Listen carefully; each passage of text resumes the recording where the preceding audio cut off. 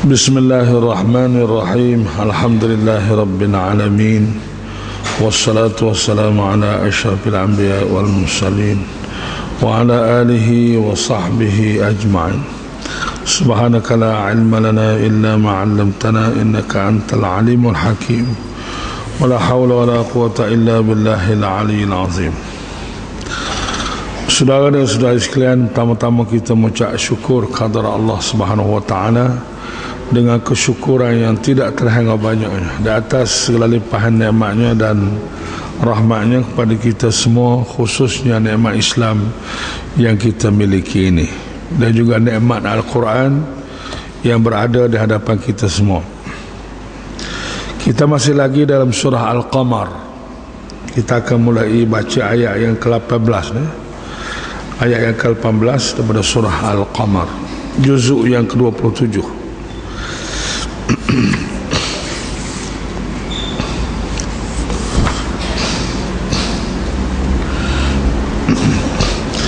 أعوذ بالله من الشيطان الرجيم.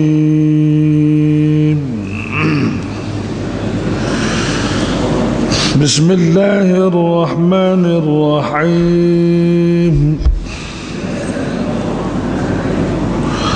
كذبت عاد فكيف كان عذابي ونذر.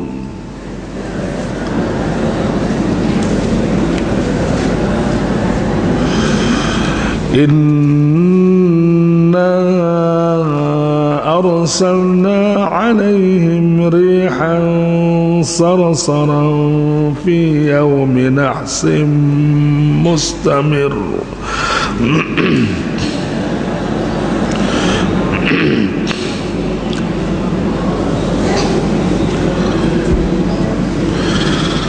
إنا أرسلنا عليهم ريحا صرصرا في يوم نحس مستمر.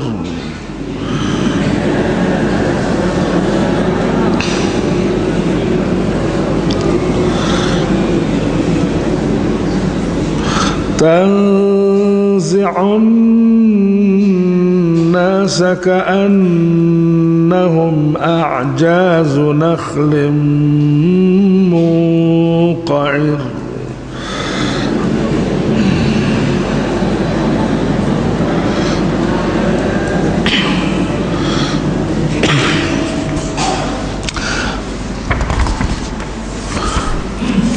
فكيف كان عذابي ونذر. ولقد يسرنا القرآن للذكر فهل من مدكر.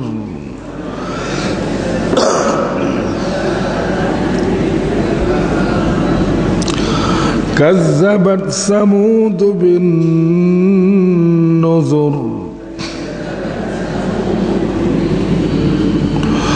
فقالوا أبشرا منا واحدا نتبعه إنا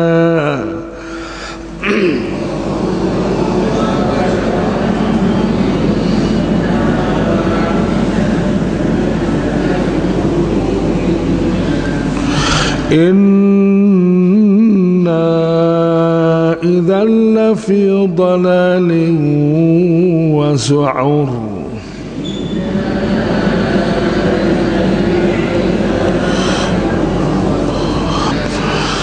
Sadaqallahul azim. Itulah saudara dan saudari sekalian ayat-ayat yang kita baca daripada surah Al-Qamar.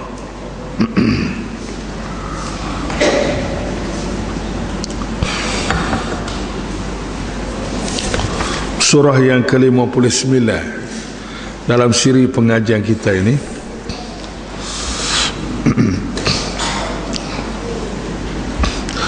Saudara dan saudari sekalian, sebagaimana kita sedia maklum bahawa segala yang wujud atau segala yang ada di mana sajalah hak kita nampak, hak kita tak nampak, semuanya bermula daripada adanya Allah Subhanahu wa taala. Allah lah yang mencipta segala-galanya. Jadi dalam hidup ni dua perkara ialah. Pertama, Allah sebagai pencipta, sebagai Tuhan, sebagai pemilik yang mutlak, sebagai pemerintah, sebagai kerajaan dan sebagai segala-galanya ialah Allah. Lain pada Allah tu semua dia panggil makhluk Allah, termasuk kita semualah. Jadi saudara dan saudara sekalian, Quran nak ajar kita biar kita ni biar berasa ada, biar boleh beza di antara Allah sebagai Khalik pencipta dengan makhluknya. Yang ada jadi masalah sekarang ni, orang tak berasa sangat adanya Allah tu. Adanya Allah dengan segala apa yang ada pada Allah tu, orang tak berasa sangat. Dan orang pun tidak bagi perhatian sangat. Dan kadang-kadang Allah tu sendiri digelapkan. Akhirnya adanya Allah tu macam tak ada. Allah tidak dilayan dan tidak diberi perhatian. Jadi Allah yang maha menarik, yang maha agung, maha besar, maha segala-galanya itu jadi tergelar dalam makhluk Allah.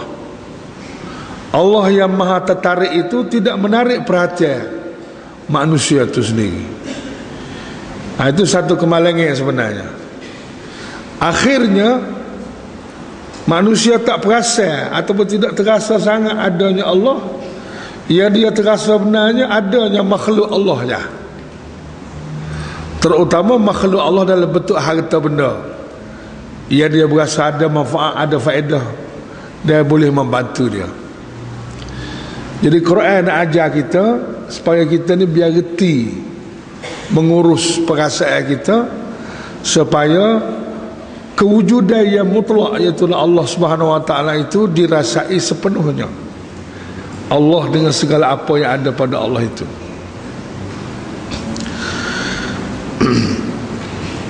Jadi oleh kerana Allah ni Tuhan, dan Allah Ta'ala ni Tuhan kepada segala-galanya, Tuhan kepada segala-galanya, kerajaan kepada segala-galanya, pemerintah pentadbir, pendek kata Allah ni segala-galanya. Maka dia hantarlah Nabi-Nabi dan Rasul yang mewakili pihak berkuasa, pihak Allah Subhanahu wa taala, untuk memimpin manusia dan mengajar manusia lagu mana nak hidup dengan cara yang betul. Hidup dengan cara yang betul. Bukan nak hidup tu boleh hidup belakang lembu kubah boleh hidup. Tapi nak hidup dengan cara yang betul sebagaimana Tuhan dunia ni nak. Sebagaimana Allah Ta'ala nak. Supaya manusia ni selamat dunia dan akhirat. Hak awal ni pun selamat, hak akhir ni pun selamat. Sebab manusia ni duduklah di mana pun dia nak keseni, dia tak siksa susah. Jadi nak keseni tak siksa susah ni kena ikut Allah Ta'ala. Jangan dia bawa sarap, jangan dia buat betul, jangan dia buat berasa tak perlu kepada Allah, tak perlu kepada kepimpinan Allah Subhanahu wa taala. Maka di antara Nabi yang diutus, sebagaimana kita sedia maklum, Nabi ini pemimpin. Pemimpin hak bukan kita pilih, Allah Ta'ala pilih sendiri. Dia pemimpin ada dua. Pemimpin hak manusia pilih, sama ada melalui pilihan raya ke melalui pilihan gapo ke, tak kisahlah, hak manusia pilih. Ada di sana ada pemimpin yang Allah Ta'ala tak elok orang pilih, dia pilih sendiri. Itulah yang dipanggil Nabi-Nabi dan Rasul. Nabi maknanya orang yang memberitahu berita daripada Allah. Nabiyun daripada nabak. Nabak itu mana berita. Nabiyun orang yang membawa berita daripada Allah. Rasul maknanya utusan Allah. Jadi Nabi-Nabi ini sebanyak 124,000 orang semua. Semenjak daripada awal dunia sampailah kepada Nabi Muhammad SAW, jumlah dia hanya sebanyak terserama 124,000 orang, ramai di seluruh dunia. Dan rasulnya 313 orang. 313. Dia wajib kita kena kenal, dia wajib kita kena berkenalan, dia kita ambil berat ialah 25 orang. Supaya kita tahu orang-orang ni orang yang menjadi pemegang amanah Allah Ta'ala untuk memimpin kita semua. Kita kena ikut dia. Maka di antara Nabi yang diutus itu ialah Nabi Hud. Nabi Hud ni diutus pada siapa? Kepada kaum yang bernama Ad. Ad tu bangsa lah, macam Melayu, India, Cina lah juga ya. Ini hak bangsa hak zaman dulu. Ad ni Nabi dia, Nabi Hud. Tapi malangnya kaum Ad ni kaum yang sombong, yang jahil, angkuh, kerah kepala. Kazzabat Adun. Demikian juga sebagaimana Allah Ta'ala atas Nabi Nuh kepada kaumnya, Allah Ta'ala atas juga untuk memimpin kaum Ad ini Nabi Hud. Tapi kaum Ad kazzabat, telah mendustakan rasulnya, Rasul Allah Subhanahu Wa Ta'ala. Apabila kaum Ad ni tak dengar kata Allah, tak dengar kata Rasul, duk dengar kata pemimpin dia aja, duk dengar kata nafsu syaitan dia, akhirnya Allah Ta'ala binasakan dia. Jadi orang tak ikut Islam ni akhir dia hancur. Dulu kah, lani kah, bila-bila kah, salah satu tanda nak hancur sesuatu bangsa, sesuatu umat, sesuatu kaum ialah apabila bangsa itu, kaum itu mengenepikan Islam.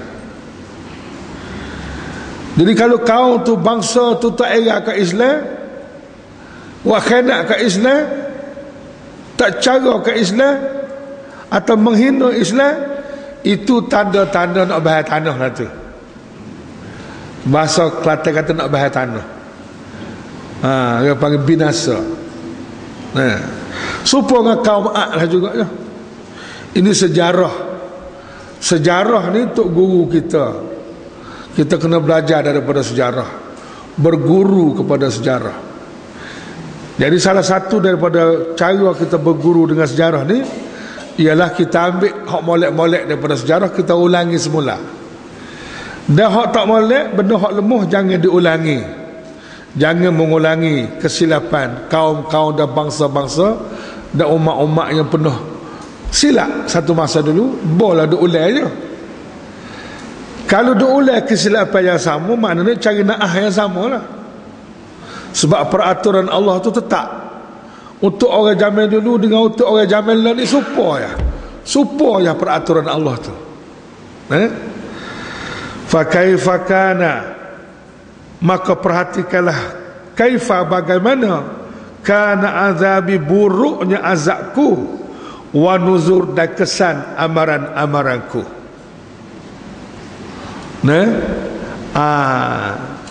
Hasil daripada kerah kepala dia tu lah. Mana Tuhan ambil tindakan yang orang panggil apa, yang kasar, sesuai dengan kerah kepala dia tu. Lagu mana tindakan dia, apa dia mendustakan Rasul, menolak Islam lah kalau dalam bahasa lain ni kak. Menolak Islam, menentang Islam, tak seterima Islam. Lagu mana tindakan hak Allah Ta'ala ambil. Ini cerita lama, tapi cerita ni juga akan boleh berlaku di zaman kita ni. Kalau ada manusia-manusia dan puak-puaknya cuba menolak dan menghina Islam. Hak ni hak berlaku dah. Lagu mana hak berlaku dah? Inna, sesungguhnya kami, arsalna, telah menghantarkan, alaihim, kepada mereka, kepada kaum Ad tadi, hantar kepada nama, bukan atas surat, hatta rihan, angin ribut. Angin hak jenis ribut tu. Dia angin ni banyak jenis kan. Kelangi hak sepui-sepui bahasa tu sedap lah. Tapi kelangi tu dalam bentuk ribut besar tu, oh nya bokeh habis pohon kayu dengan rumah dengan berapa dia besar lah. Allah Ta'ala utuskan ribut sebab manusia ni jadi tak kerti bahasa. Atas manusia yang bernama Nabi, yang berjawatan Nabi, suruh kecek kira, dia suruh pimpin, nak ajar, nak biar betul, dia tak dengar kata. Jadi atas mari ribut sesuai dengan jenis tak kerti bahasanya manusia ni. Itulah bahasa yang sesuai dengan dia, bahasa ribut. Dah bahasa manusia tak kerti bahasa sangat kan, Tuhan bahasa dengan bahasa ribut. Ribut tu pula sarsaran, yang sangat kencang dan sejuk. Kata Ibn Abbas, as-sarsar asyadidatul bar, mana ribut tu sangat derah dan juga bawa angin yang sejuk. Na'udzubillah lah, kita minta jauh lah. Janganlah mari ribut lagu ni. Maka tak habis lah. Ribut tu derah, kencang, lepas tu pula sejuk. Ribut sejuk, angin dia tu. Oh, sejuk ni seksa. Seksa sejuk ni. Fi yaumin, pada hari nahsin, hari nahah. Hari tu dikira hari nahah. Hari nahah ni hari yang penuh, hari yang membawa kecelakaan. Sebab tu jangan duk, orang Kelantan kata jangan duk cari naah. Naah ni nahah ni lah. Jangan duk cari naah dengan Tuhan. Jangan duk madah bala Tuhan. Cara madah bala Tuhan, jemput bala Tuhan ni ialah dengan menentang Islam. Dengan menolak Islam. Di zaman tak ada Nabi, tak ada Rasul ni, ialah orang yang bawa Islam zaman ni lah pulaknya yang mengambil tugas tu. Nahah betul pula mustamir, bukan kata sehari dua, bukan kata sejam dua, mustamir, berterusan. Mana orang yang terlibat ni senantiasa duduk dalam keadaan nahah. Rumah dia runtuh, tumbuh-tumbuhan pokok-pokok dia cabut, harta benda dia musnah. Itulah nahas, kecelakaan yang menimpa orang menentang Islam.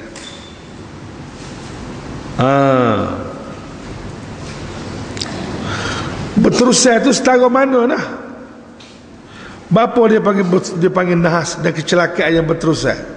Kata Ibn Katsir, nahas itu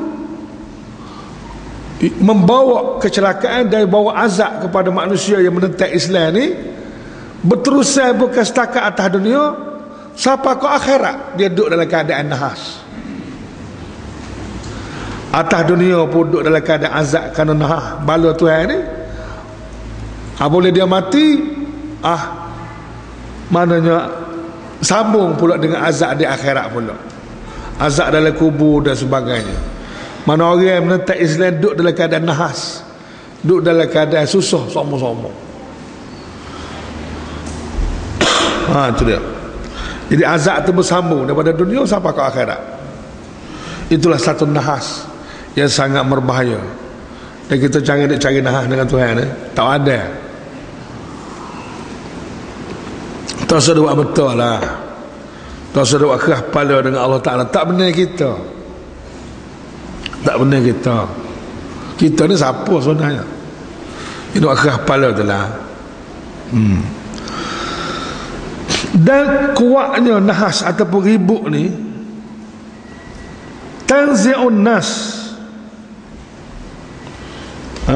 Ribut ni pula tanzi'un nas, kata ulama tafsir, taqtali'u ru'usahum.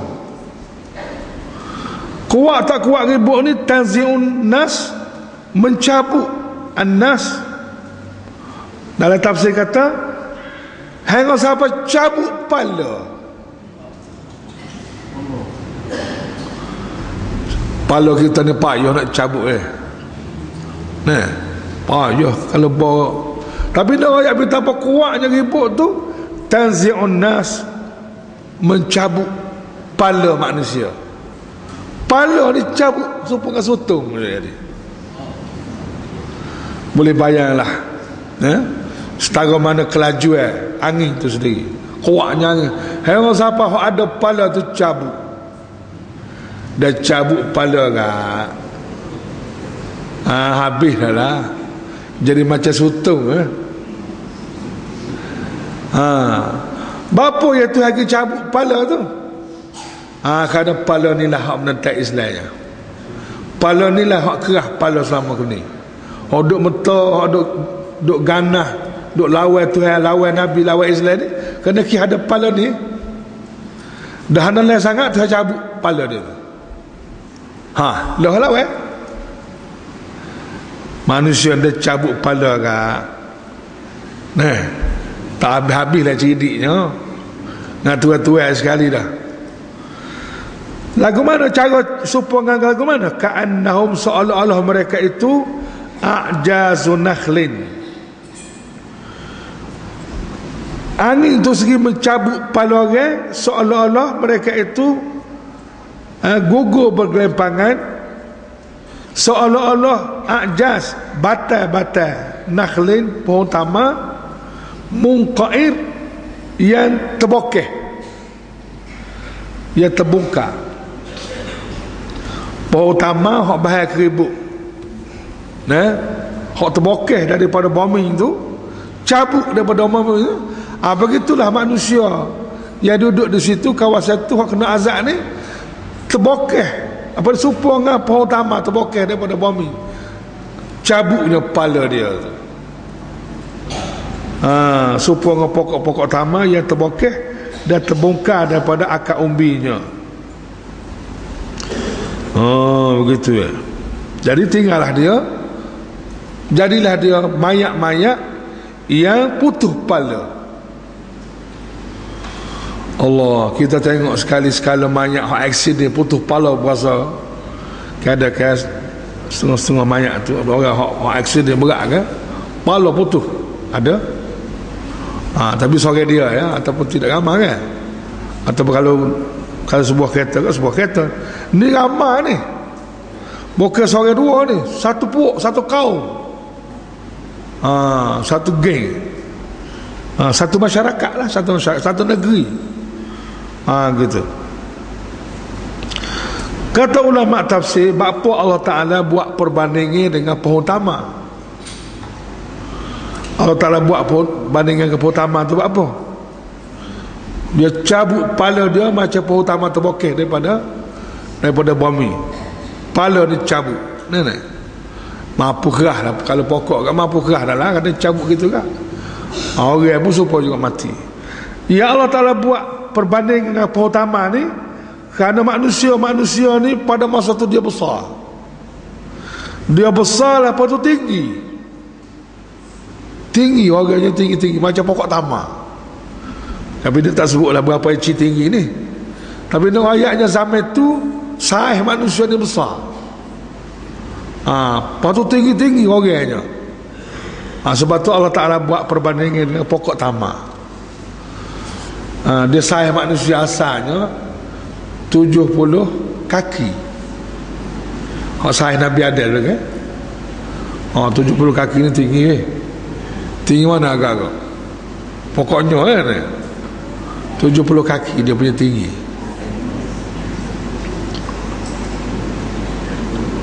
Tak apalah dari segi fizikal tu, ada kena azab tu lagi royak lah besar mana pun, tinggi mana pun, dah cabut kepala dia kan. Tak sedar royak tinggi lah, tak sedar royak mengaji tinggi lah tak? Zaman kita ni orang tak ada orang tinggi-tinggi siapa tinggi gini mo. Hak mengaji tinggi dia dok menentang Islam lah ni. Tengok kau mengaji tu kira cerdik dah. Tapi nak lawan Tuhan nak dengan cerdik dia tu. Tak ada. Tak sedar royak lah mengaji tinggi mana pun kada lawan Islam, menentang Islam, habis. Dia jadi bodoh selalu. dia jadi bodoh selalu. Sebab siapa lagi lebih cerdik daripada Nabi-Nabi, siapa lagi lebih cerdik daripada Allah dan Rasul, tak ada. Nah, fakaifa kana, maka perhatikanlah, ini ajaran ni, pengajaran kepada kita semua. Ini hak zaman dulu, tapi hak zaman dulu ni pun dia boleh berlaku di mana-mana zaman. Sebab Tuhan zaman dulu, Tuhan lah ni lah juga, Allah yang sama, Allah yang sama, Tuhan yang sama. Nah, Allah yang mencipta manusia zaman dulu, Allah ni lah juga mencipta zaman sekarang. Itulah perhati molek, jangan mengulangi kesilapan yang sama. Fa kaifa kana, maka perhatikanlah, kan kaifa, bagaimana, kana buruknya, azabi, azabku.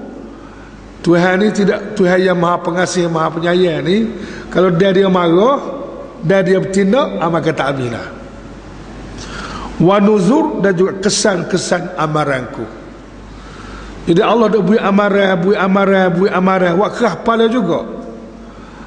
Implikasinya ataupun akhirnya amaran Allah Ta'ala tu akan beratlah kalau awak tak dengar kan.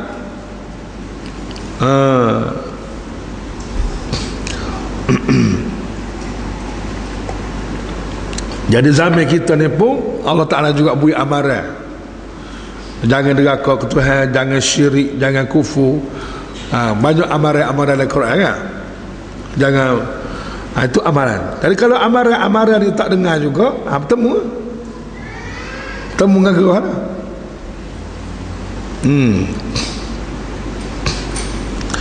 Walaqad yassarnal Quran, dan demi sesungguhnya, walaqad ni demi sesungguhnya, nak ayat bagai sungguh, bukan bagai main-main. Yassarna, kami telah mudahkan Quran ni. Sengaja Allah Ta'ala permudahkan Quran ni. Nah, kalau mengaji sikit saja reti lah Quran ni. Tapi kalau tak mengaji langsung tu payahlah. Nah, yang jadi payah tu pasal tak mengaji. Tapi kalau mengaji, Allah mudah Quran ni.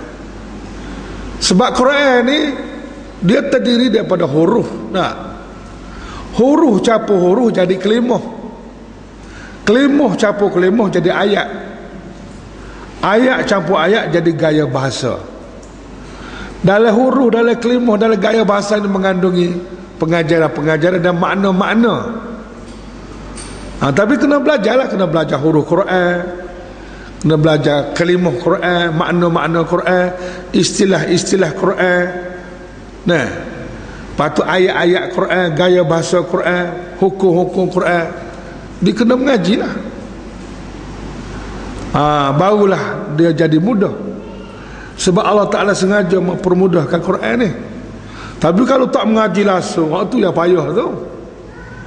Nah, nak baca pun tak boleh. Kalau baca pun tidak bermakna. Banyak orang Quran baca Quran, tapi tak ada makna dia baca Quran. Bapa tak ada mana, mungkin dia tak faham mana tu. Nah, dia tak faham makna gapo Quran yang dia duk baca. Maknanya tak bermakna lah baca tu.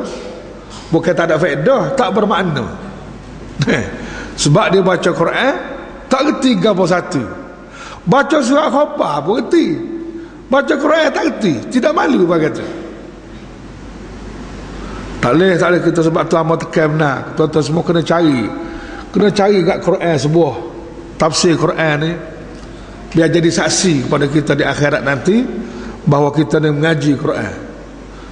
Nah, jangan mari tangan sajalah, bawa Quran tu. Jangan duk kilik zat khabar saja lah, kilik Quran katalah. Ataupun duk bawa kotak rokok ya. Maaf lu bawa kotak rokok, Quran tak aja bawa Quran tak. Bukan nak geladak tu, nak royak ni. Quran ni lebih pada kotak rokok lagi. Nah, lebih daripada ada saya mau ngaji jadi hakim dah ni. Kalau sebut nama lah. Saya mau ngaji tahun 70-an dulu. Kata hantar ni apa? Hakim dah hantar ni. Duk bawa beg okok daun. Allah. Tapi dia sudah buat kerja dia tu juga pulah okok daun, isap okok daun. Kata tu hakim isap okok daun. Dia bawa beg okok daun tu. Ada jadi apa-apa. Nak buat apa ke dia? Nah, tak apalah, kita tak usah ikut dia lah tu. Tapi Quran dia kena bawa juga. Bawa Quran ni. Biar bersungguh kata dia ni. Pasal kita nak suruh Quran ni jadi saksi kepada kita di akhirat nanti. Kita sentuh Quran, tengok Quran, bawa Quran, riba Quran, cium Quran. Tu biar sebati dengan kita. Dan mengaji Quran. Sebab mengaji Quran ni sengaja dah Tuhan permudahkan Quran ni. Lizikri, Allah Ta'ala permudahkan Quran ni lizikri, untuk peringatan dan pengajaran. Makna mengaji Quran ni mudah nak faham dan mudah mengambil pengajaran. Sebab tak ada belik-belik Quran ni. Dia royak hak betul benar. Dia royak hak betul benar, hak jelas. Moga bagai betul ni kan, belik agapanya. Tak, hak duk belik-belik tu bagai tak betul. Waktu kena, kau tu tak kena, kau ni tak kena. Pasal bagai tu tak betul. Kalau bagai betul dia senang, licin, moga bagai benar. Quran begitulah. Pahal maka adakah sesiapa mimudakir, sesiapa yang mahu mengambil pelajaran, mengambil peringatan dan pengajaran daripada Quran ni? Adakah siapa-siapa? Jawabnya, hamba ya Allah. Tuhan tanya, adakah siapa-siapa yang nak ambil pelajaran? Hamba ya Allah nak ambil pengajaran dan peringatan daripada Quran ni. Sebab Quran ni anugerah ilahi. Harta kita. Nah, harta kita dunia akhirat Quran ni. Jadi Tuhan nak beri harta kita ni, kita tak si. Tak ada orang tak si ke harta ni. Amun dah sebut semua harta ni ada 3. Harta benda, harta intelek, harta rohani. Harta benda ni semua orang faham belakang, nak belakang. Harta intelek, harta dalam bentuk ilmu, kepandaian, kemahiran ni kurang sikit. Orang kita tak berapa nak sangat. Hak kurang benarnya harta rohani, pasal tak nampak. Hak orang dia panggil pahala ni harta rohani sebenarnya. Jadi Tuhan tahu harta rohani ni dengan Quran. Apabila kita ambil berat dengan Quran, maka kita akan jadi orang kaya jutawan dengan Quran ni. Paling lekeh hang duk sebut sama kan. Paling mudah. Mari mengaji ni Tuhan bayar. Sekali mari mengaji Quran ni, sekali mari, tak kiralah di mana-mana. Di sini ke, di mana ke. Mari mengaji Quran sekali saja, skim rate dia seperti mengerjakan haji yang sempurna hajinya. Sekali mari. Banyak mana kalau seorang tu buat haji, orang tu pergi buat haji di Mekah dan buat haji tu dengan sempurna.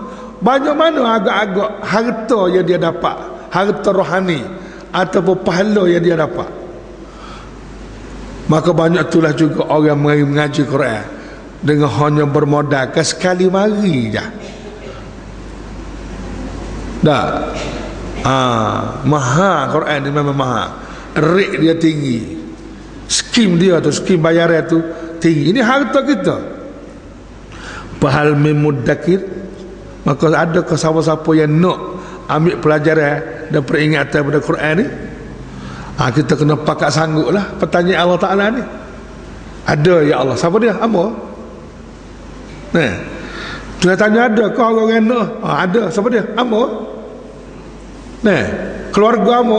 Kita sanggup selalu. Sebab ini tawaran besar daripada Allah Subhanahu Wa Ta'ala. Jadi kalau kita tak terima kan, agak panggil tolak tuah. Tolak tuah. Waktu hamba duk tengok orang kita duduk dan lepotil tua, dia dekat dengan ngorek dah nak mati dah homo dia tu. Umur dia tu dekat dengan mengorik dah, nak jatuh matahari bila-bila masa dah, nak mati dah. Tapi duk lepote lagi. Kalau dia mari tahan telinga mari ke majlis Quran, Allah bertuahnya dia. Bertuahnya dia. Sebab sekali mari Tuhan bayar, kerajaan Allah Ta'ala bayar, seperti mengerjakan haji yang sempurna hajinya. Sekali mari. Patut si lagi tolak tuah lah. Ya nak orang tu. Kita tak boleh paksa-paksa, barang ni cuma boleh royak je. Jadi apabila Tuhan tanya, siapa yang nak pada peringatan Quran? Jawab Amba, puak Amba, keluarga Amba, masyarakat Amba dan seterusnya. Sebab Quran ni merupakan satu kitab Allah, kalamullah, kata-kata Allah. Allah dah lah Quran ni. Sebab kalamullah. Jadi itulah Quran yang ada peringatan-peringatan, pengajaran-pengajaran. Peringatan-pengajaran ni Allah Ta'ala tak ada kepentingan apa-apa, semuanya untuk kepentingan kita yang belakangnya. Itu cerita kaum Ad, di mana nabinya Tuhan royak rekah-rekah ya, supaya kita tengok orang panggil apa, supaya kita semua jangan nyanyuk sejarah. Sejarah ni pengajaran kepada kita, guru kita, dan kita jangan jadi orang nyanyuk sejarah. Sebab tu Tuhan royak sejarah supaya kita ambil pengajaran. Lagi sejarah Tuhan royak ialah kaum Samud. Ni pun jenis puak-puak jadi degil kan ni, puak menentang Islam juga ni, menentang Rasul juga ni. Samud ni nabi dia siapa dia? Nabi dia hak tu hantar mari kepada kaum Samud ini, bangsa Samud ini. Jadi bangsa Samud ni macam bangsa Melayu, bangsa Cina, bangsa India ni lah. Satu bangsa, tu hantar lagi Nabi untuk ajar, untuk nak pimpin dia, untuk nak bawa dia biar selamat dunia akhirat dengan cara hidup Islam. Menentang ni awak kementar dia tu ya. Kazzabat Samud, demikian juga serupa dengan kaum Ad juga. Kaum Samud ni kazzabat telah mendustakan bin nuzur, dengan amaran-amaran yang disampaikan oleh Rasul-Rasul. Ini dari segi bahasa. Dia an-nuzur ni dari segi bahasa Arabnya dia panggil jamak, amaran-amaran. Bapa dia mari dalam bentuk jamak ni. Sedangkan Nabi tu seorang aja. Nabi tu seorang aja. Seolah-olah Nabi tu ramai mari kepada kaum Samud ni. Nabi hak mari tu seorang aja, tapi Tuhan guna perkataan nuzur, seolah-olah ramai Nabi.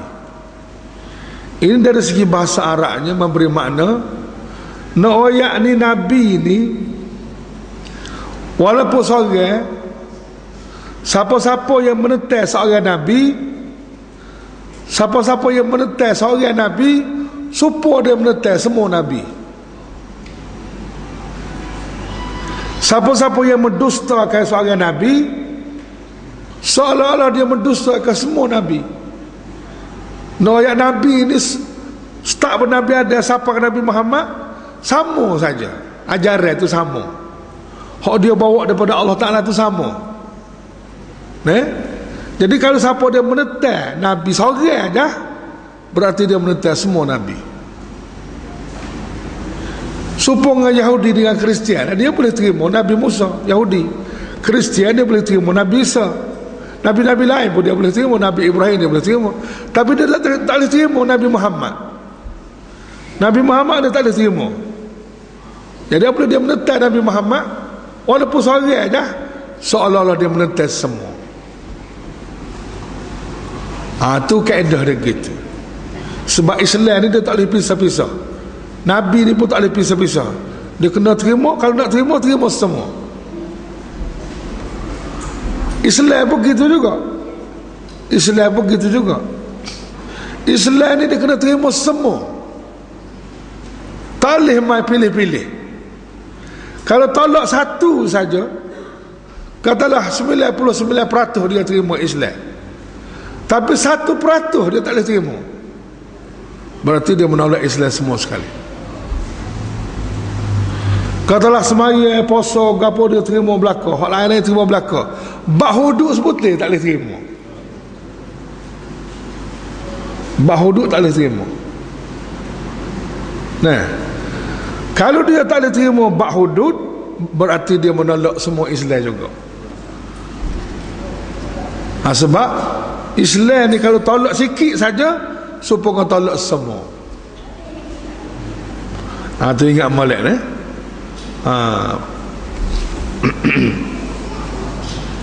Jangan main-main bagian ni. Sebab itulah Syed Qutb dalam satu tulisan dia, dalam satu tafsir dia, dia kata dalam mentafsirkan ayat udkhulu fis silmi kafah, masuklah kamu ke dalam Islam semua sekali. Syed Qutb kata masuklah ke dalam Islam, masuklah kamu ke dalam Islam semua sekali, atau keluar semua sekali. Sebab kalau masuk uduh-uduh, masuk sebelah kaki je, sebelah kaki lagi tak boleh masuk, itu menunjukkan dia ni tak sah ke Islam. Jadi kalau bos sebelah kaki yang Islam cara pilih-pilih ya. Islam hak jenis boleh duit, kita boleh terima. Islam hak jenis tak boleh duit, tak boleh terima. Mana boleh lagu tu? Tak terima satu saja pada ajaran Islam, berarti tak terima semua sekali. Itu maksud kazzabat Samud bin nuzur. Kaum Samud ini dia telah mendustakan an-nuzur, peringatan-peringatan Allah melalui nabi-nabi. Nah, walaupun dia tetapnya Nabi Saleh seorang aja, tapi dengan menentang Nabi Saleh seorang, dengan menentang Islam yang dibawa oleh Nabi Saleh, berarti dia menentang Islam semua sekali. Inilah contoh-contoh manusia yang menentang Islam hak pernah berlaku dalam sejarah zaman dulu. Orang-orang nak menentang Islam zaman ni kena mikir dua kali. Naahnya berat, risikonya tinggi. Saudara boleh tengoklah orang menentang Islam zaman dulu sampai hari ni, mana hak berakhir dengan baik? Tak ada, hancur semua, hancur. Dah gitu ada. Yang akhir sekali Presiden Mubarak di Mesir baru-baru ni, dia hanya Islam, dan dia pun tidaklah kata menolak Islam semua sekali, tapi ada benda-benda yang dia tak kena. Akhir sekali hancur.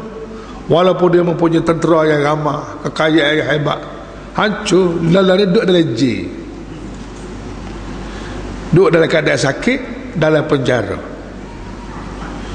Penjara terhormat lah, mungkin dia bekas presiden ni, tapi terhormat setara mana pun penjara lah. Ini kita tengok sikit sejarah orang menentang Islam yang diwakili oleh puak-puak kaum Samud ini. Faqalu, mereka berkata, ini menentang Islam dengan mulut kan panggil. Dia menentang Islam ni dengan tiga hak besar lah pokok. Menentang Islam dengan mulut, dengan cara berkecek. Yang kedua, menentang Islam dengan hati. Tu kita tak boleh dengar kata hati dia, menggunakan hati. Selagi menentang Islam dengan perbuatan, dia tak berkecek banyak. Nah, tapi dia bertindak, arah sana, arah sini, arah kotor, arah. Itu menentang Islam dengan perbuatan.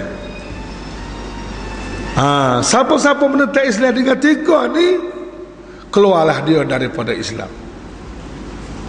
Sama ada menentang Islam dengan mulut, menentang Islam dengan hati, atau menentang Islam dengan perbuatan dan tindakan.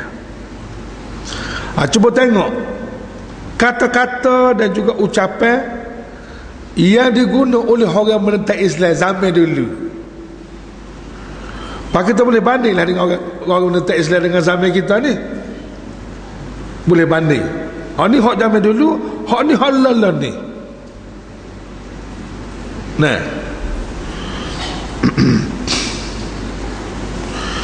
Dia kata mana?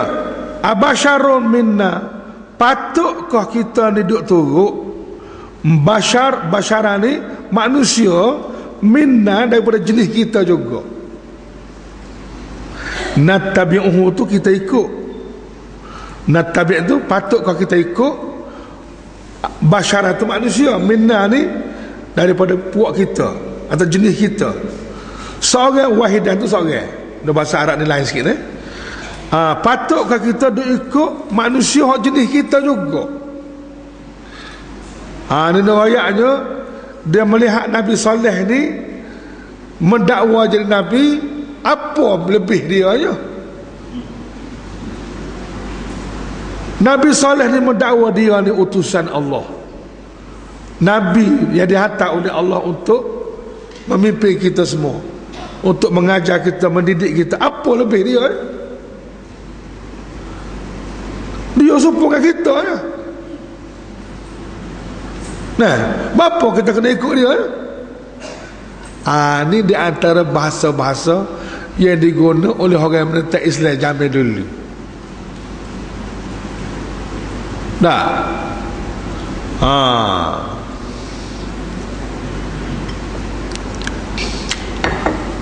hak zaman ni lagu ni. Dia kata dia, mereka ada ulama, kita ada ulama juga. Bapa dah ikut ulama dia. Ni satu penyakit ni.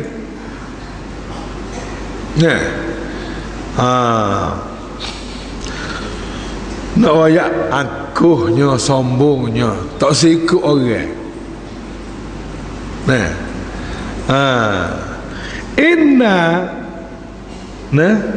Lepas tu pula, maaf, dia tu pula wahidan, berseorang. Nabi Saleh ni bukan ada parti pun, bukan ada jemaah, bukan ada puak, bukan ada geng, bukan ada persatuan. Selalu seorang-seorang dia. Puak kita ni ramai. Takkanlah puak kita ramai nak ikut dia seorang. Dia seorang-seorang je. Itu mana wahidan. Basyaran dia ni jenis manusia macam kita, bangsa sembungan kita juga. Dia ni seorang-seorang, solo-solo je. Nattabi'uhu, kita nak ikut dia. Ini bahasa orang sombong orang panggil.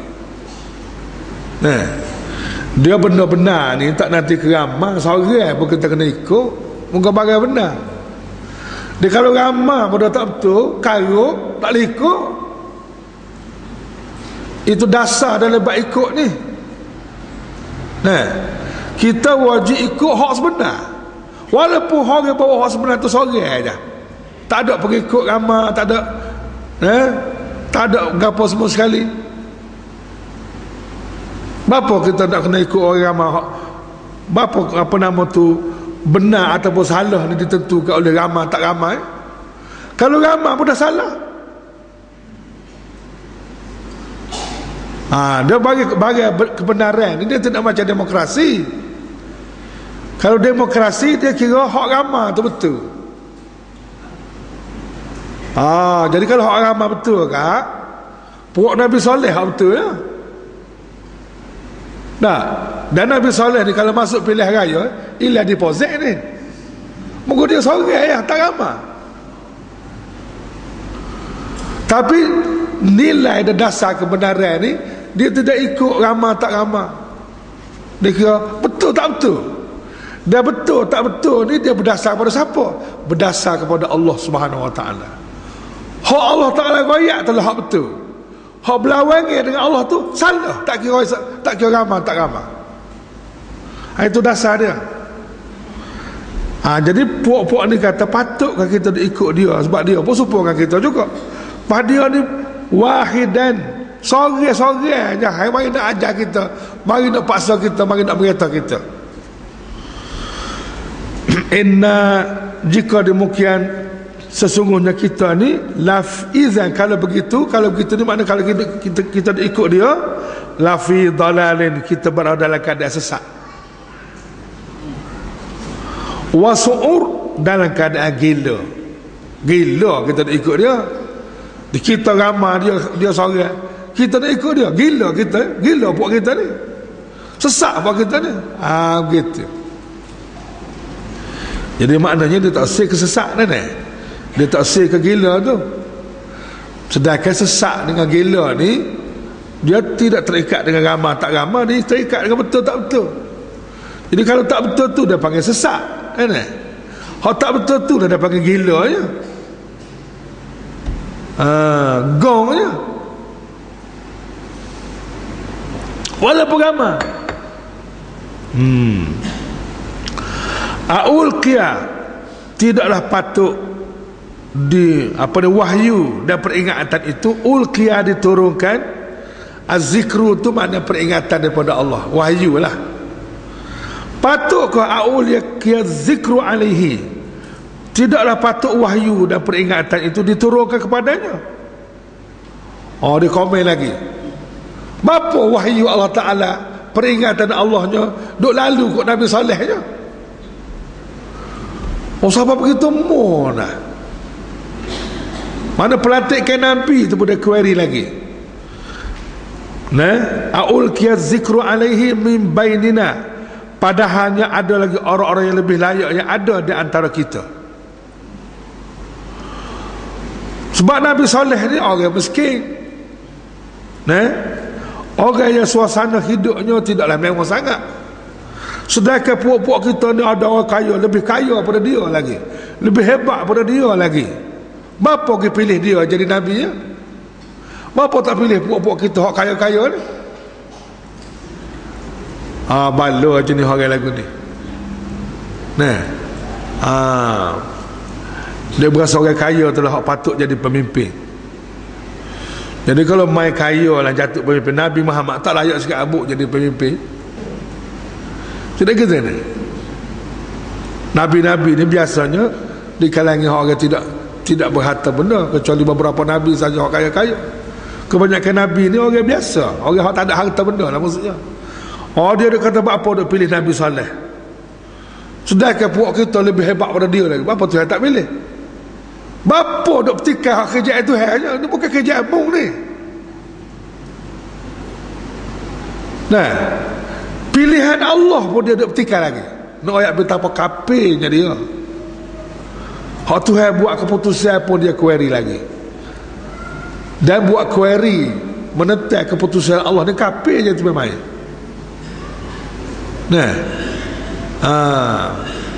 Dia orang mukmin ni apabila Allah dan Rasul buat keputusan, tak ada dah pilihan daripada dia. Itu orang mukmin sebenar. Dia tidak akan pilih yang lain lagi. Dia pilih Allah pilih, dia pilih Rasul pilih. Tapi kalau Allah dan Rasul pilih lagu ni, buat keputusan lagu ni, dia ambil keputusan yang lain, itu kafir namanya. Allah Ta'ala sudah pilih dari Islam, undang-undang Islam, pengaturan Islam. Kita pergi pilih undang-undang orang putih, undang-undang warisan penjajah, undang-undang British, ganti undang-undang Islam. Tidak kafir kawan tu. Kamu baca kitab dalam Dewan baru ni.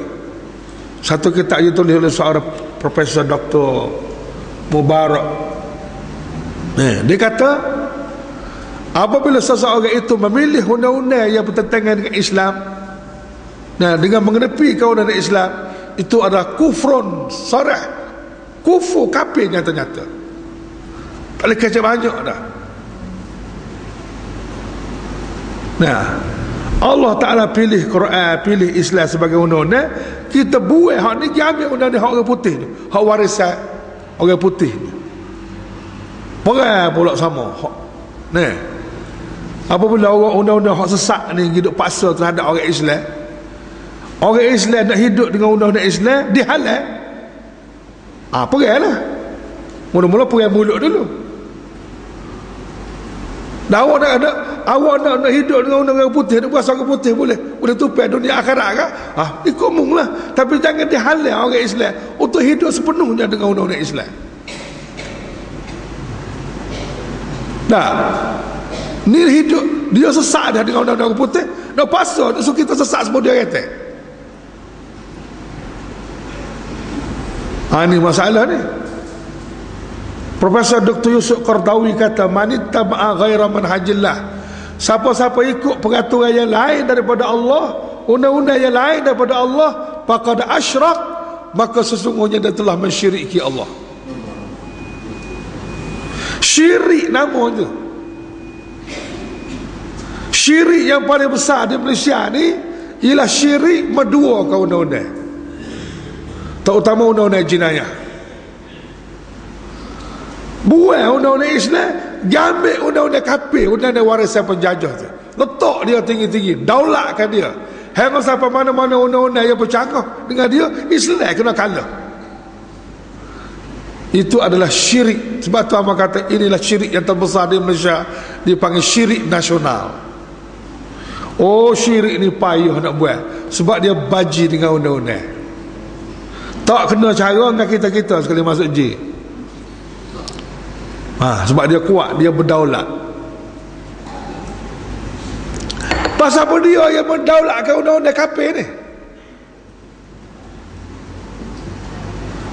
Duk hantar lagi belajar di England, belajar di barat dengan belajar negara yang begitu besar, balik jadi pengamal undang-undang barat, hakim undang-undang barat, mahkamah besar-besar, undang-undang Islam tak tahu mana. Siapa dia kerja tu? Kerja siapa? Kerja pewaris, generasi pewaris penjajah Inggeris. Sebab orang putih dia nak tinggal ni, dia sudah pasti siapa dia pewaris dia. Puak-puak waris ni dia bertahan orang putih ni, dia bertahan undang-undang orang putih dengan tidak berasa kafir, dia tak berasa syirik, tak berasa berdosa apa dengan undang-undang itu.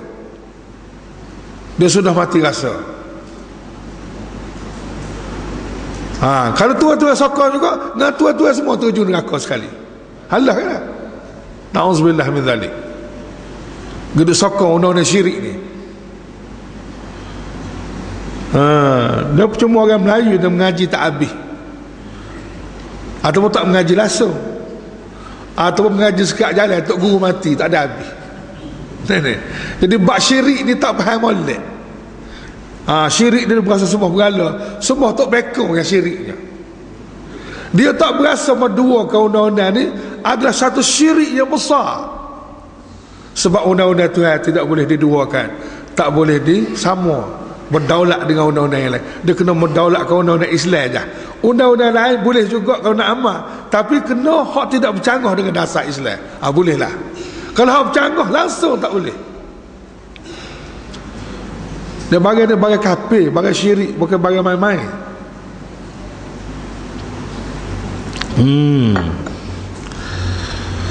Jadi puak-puak kaum Nabi Saleh ni dia berasa kalau ikut Nabi Saleh tu pula sesat. Ini satu penyakit kan ni. Jadi hak dia duduk sesat selama ni dia tak khabar. Dia dah berasa ikut Nabi Saleh tu gila. Hak dia dah gila selama ni, dia ikut bagai tak betul ni. Ni pun satu jenis otak masuk air juga ni. Jenis otak masuk air ni. Dia duduk dakwa pula apa Nabi Saleh. Kena Nabi Saleh jadi Nabi. Apa tak ambil puak-puak kita? Puak kita ni orang kaya, orang hebat, orang kenamaan, apa tak pilih jadi Nabi je? Duk bersoal pula kerjaan Tuhan. Bal huwa, bahkan Nabi Saleh ni kata dia kazzab, seorang pendusta. Dia labelkan Nabi Saleh ni sebagai pembohong. Dia nak apa? Nak membunuh Amish. Nak bunuh Amish Nabi Saleh ni, nak label Nabi Saleh ni sebagai orang jangan percaya, dia label sebagai orang pembohong. Daripada seorang Nabi yang jujur jadi seorang pembohong mengikut pandangan dia. Bunuh. Jadi orang pun bunyi, sebab manusia mana-mana patah dunia ni kalau sebut orang belawak dia tak sikut lah, tak akan terima orang belawak ni. Ada gebuh label tu Nabi Saleh ni pembohong, belawak sebenarnya. Orang tu duduk belawak sama tu supaya jangan orang ikut. Bila kita rakyat nak buat Islam, belawak belakang tu belawak. Orang nak buat Islam ni belawak. Pasal apa? Supaya jangan ikut. Jadi dia labelkan dengan satu image yang sangat buruk pada seorang Nabi Saleh sebagai kazzab, sebagai pembohong, untuk meliarkan orang dengan Islam. Ini nak meliarkan orang dengan Islam. Bukan setakat kazzab, asyir. Nabi Saleh ni seorang angkuh dan sombong. Kenapa? Sebab dia kata Nabi Saleh ni takabur. Nabi Saleh ni lah nak jadi ketua. Nak suruh kita ikut dia belakang. Dia nak paksa kita jadi angkuh dan sombong, nak duduk atas pada kita. Bila Nabi Saleh nak jadi ketuanya? Bila Nabi Saleh nak duduk di atasnya? Awak nak jadi ketua, jadi gila asal keterima Islam sudah. Dia tuduh pula Nabi Saleh ni nak rapah kuasa dia, nak jadi ketua, nak jadi pemimpin besar, nak merendah-rendahkan puak dia. Dua sifat, pembohong, kemudian Nabi Saleh ni sombong, angkuh, sombong. Tuduhan ni sebenarnya tuduhan tak betul. Jadi kalau tuduh Nabi Saleh itu pembohong, jadi Allah Ta'ala lagi pilih pembohong jadi Nabi.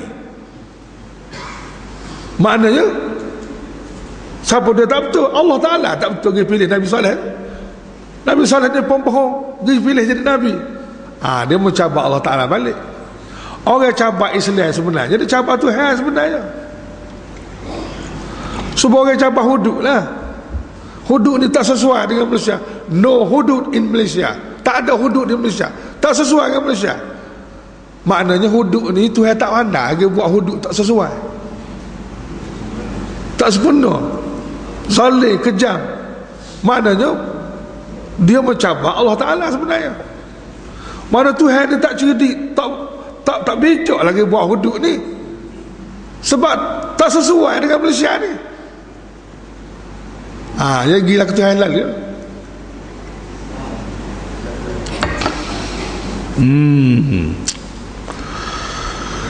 Saya'lamuna, mereka akan tahu, kata Allah. Mereka akan tahu gadan, kelak, satu masa kelak. Gadan yang esok asal mana, tapi pada satu masa kelak, man, siapa al-kazzab, siapa sebenarnya pendusta, al-ashir, siapa sebenarnya sombong dan aku itu. Nabi Saleh ke pembohong dan sombong, ataupun kamu yang sombong, kamu pembohong.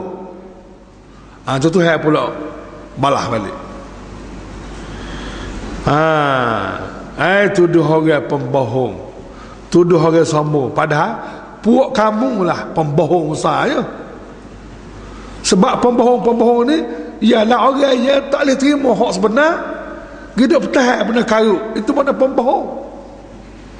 Sombong begitu juga. Nabi kata al-kibru batarul haq. Sombong itu ialah menolak kebenaran. Siapa dia tolak bagi hak sebenar, dia adalah sombong yang panggil. Dan benar-benar ni daripada Allah. Al-haqqu min rabbik, yang benar itu daripada Tuhan kamu. Tuhan kata satu masa kelak, Gadan ni satu masa kelak, akan kamu tahu siapa dia pembohong sebenar dan siapa dia hak angkuh sombong sebenar.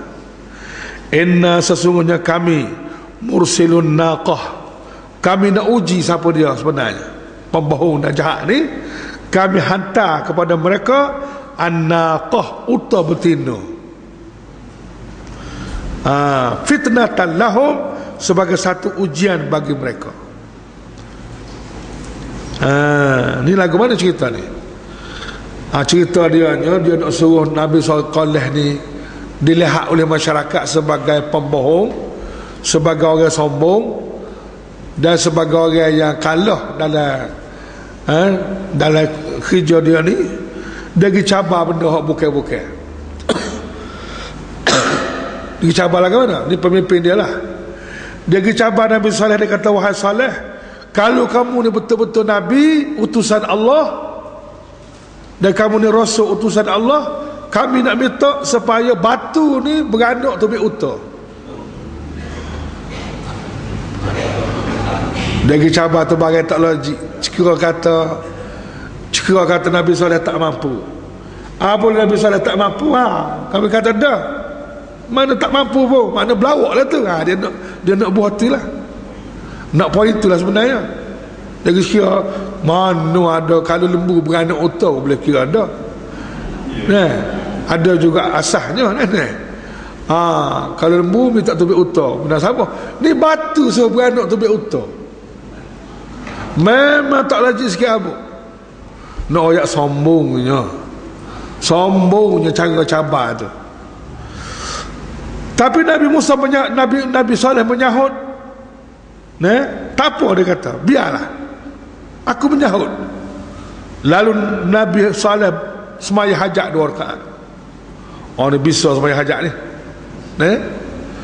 Nabi Saleh semaya hajat menyahut cabaran kaumnya, suruh batu ni jangan batu lain. Batu besar ni biar beranak tubik utara.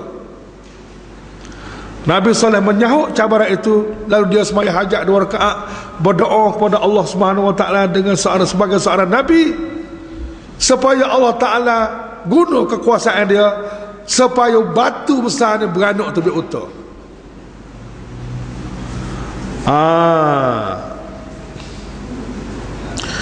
Apabila semaya hajat berdoa kepada Nabi Saleh minta sebagaimana mereka minta, duduk tak lama, tiba-tiba dalam suasana yang sangat luar biasa, batu besar itu tubik utara.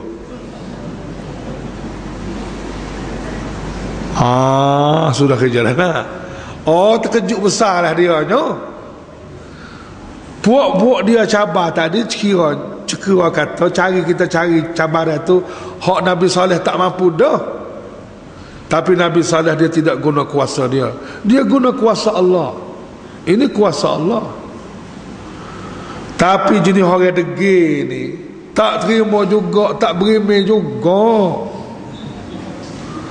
Sebab dia cabar tu bukan nak cari kebenaran. Dia cabar tu dia kira nak mati hujah ataupun nak mengalahkan Nabi Saleh, bukan nak cari kebenaran. Orang sombong, orang bohong, pembohong ni, orang angkuh ni, dia tidak nak cari kebenaran. Dia kalah setara mana pun. Itu perangai orang sombong ni. Partakibhum fitnatan lahum. Utah ni sebagai ujian untuk mereka. Partakib lahum, maka tunggulah apa yang mereka lakukan. Tunggu tengok lagu mana. Dah dia cabar, Tuhan menyahut. Lepas tu dia nak lagu mana? Wastabir, dan bersabarlah akan tentangnya mereka tu. Biar dah lawan, biar dah lawan habis, nak lawan setengah mana, biarnya lawan lagi. Sabar. Itu nasihat Allah Ta'ala kepada Nabi Saleh. Wa nabbihum, dan khabarkanlah berita kepada mereka, annal ma, bahawa sesungguhnya air telaga dari kawasan Madain Saleh, di kawasan di tengah pada pasir sebenarnya. Puak-puak ni dia pahak batu buat rumah. Hebat-hebat juga teknologi dia. Dia buat rumah di kawasan Madain Saleh ni dengan guna bukit pahak buat rumah.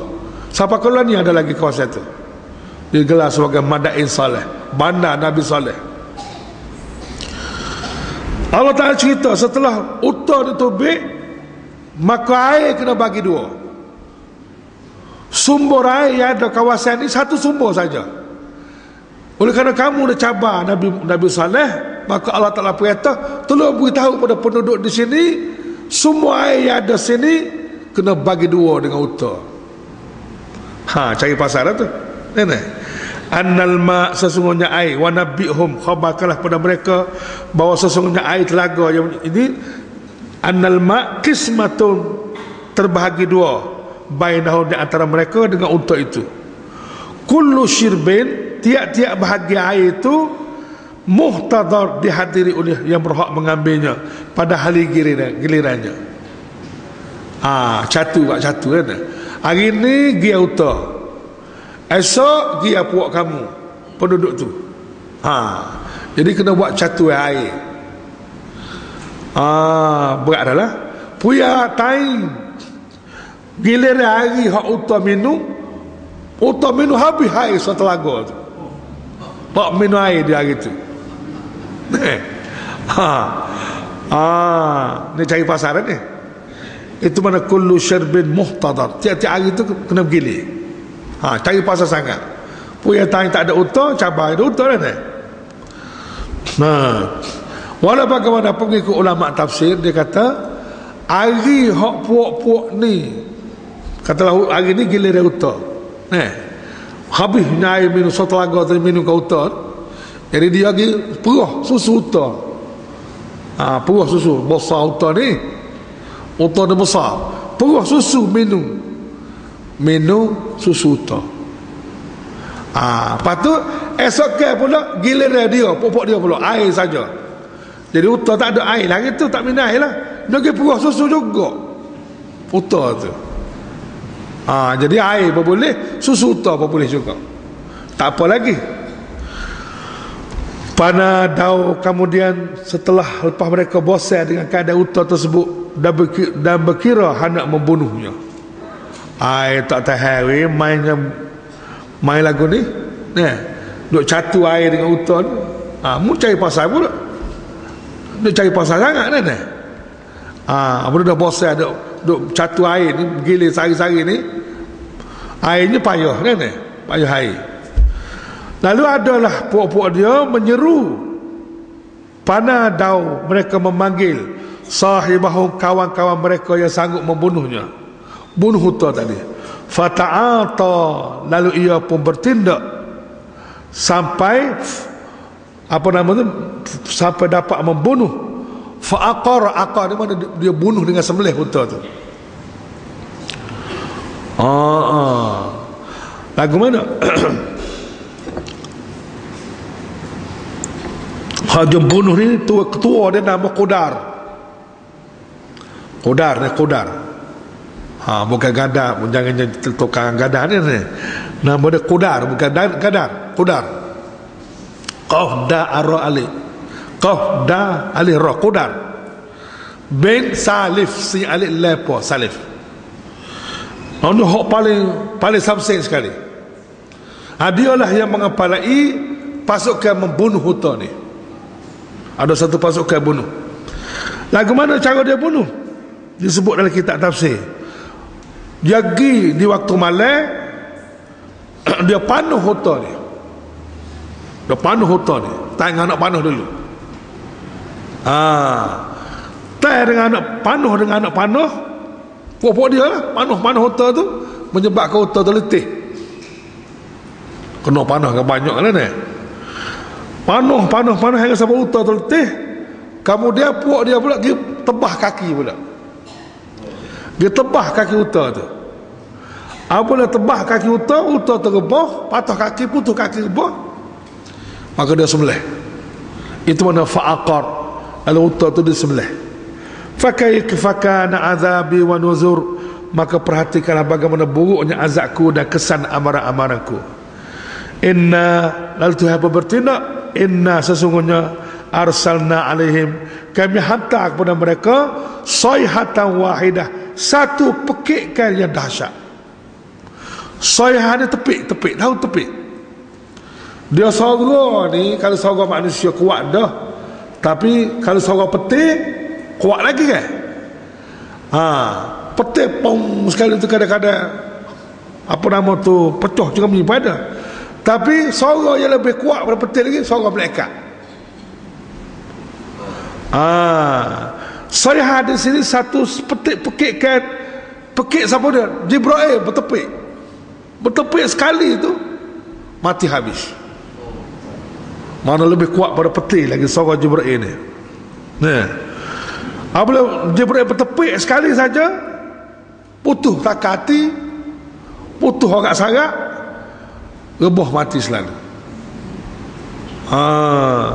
Fakanu, lalu jadilah mereka itu hacul lebur. Fakanu kahashimin, seperti gati-gati dan daun-daun yang pecah-pecah hancur. Al-muhtazah tu yang diguna untuk pembuat bangsa binatang ternak. Daun-daun yang kita buat makan ke binatang tu kan. Al-muhtazah ni asal dia ialah basah,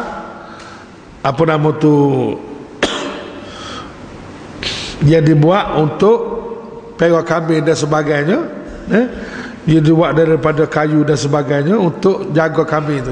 Sudah pastilah pecah sana pecah sini, kerak sana kerak kena, supaya kena buat rumah lah kan. Kerak sana kerak sini. Jadi begitulah juga mayat-mayat mereka ini hancur lebu, supaya apa nama tu, pecah-pecah, daun-daunnya pecah-pecah, hancur yang digunakan oleh pembuat masa binatang ternak. Walaqad yassarnal Quran, dan sesungguhnya kami telah mudahkan Quran ini. Fahal lizikri, untuk peringatan dan pengajaran. Fahal mimudakir, maka adakah siapa yang mahu mengambil pelajaran dan peringatan daripada Quran. Itulah peringatan sejarah daripada Quran. Dan kita semua jangan duk mengulangi sejarah seperti ini sejarah Nabi, puak-puak kaum Ad, kaum Samud, kaum Nabi Nuh. Ini puak-puak orang menentang Islam. Akhirnya lah kawan, hancur lebu habis, hancur. Sama dan juga peringatan kepada orang nak menentang Islam zaman ni, kena mikir dua kali. Kena mikir dua kali. Kalau orang menentang Islam tu ada kuasa, kuasanya akan hancur. Begitulah amaran Allah Ta'ala. Ya selamat hanyalah dengan Islam. Ya selamat hanyalah dengan Islam. Jadi kita tak ada pilihan lain selain daripada Islam, sebab kita yakin Islam lah penyelamat kita dunia dan akhirat. Dia mau nak kata guana tu, katalah kita tetap dengan ajaran Islam, dan kita yakin ajaran Islam adalah penyelamat kita dunia dan akhirat. Jadi setakat itulah dulu untuk hari ini. Yang baik semua daripada Allah Subhanahu Wa Taala, dan yang kurang itu daripada kelemahan diri kami sendiri, yang meminta maaf banyak. Wassalamualaikum warahmatullahi taala wabarakatuh.